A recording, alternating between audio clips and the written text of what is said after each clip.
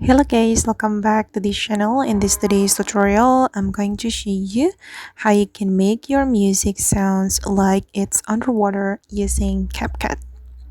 Okay, let's get into it guys. I have created a project in my CapCut, and as you can see, I have added my music to this CapCut project. And if we want to make this music sound like it's underwater, we can click on the music. Click on the music again until it's active. As you can see by the outline that the music is active. And then we're going to go to the audio effect, and I recommend you to apply voice folder to create or to make your audio sounds like it's underwater. So I'm going to recommend you to choose this final effect. Okay, or actually you can choose this one, lo-fi.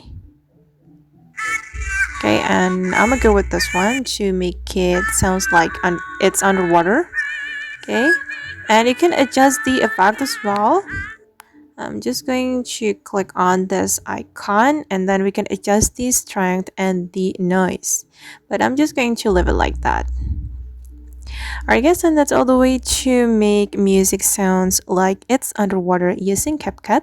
I hope this video will be useful for you. Thank you so much for watching, and see you in the next video.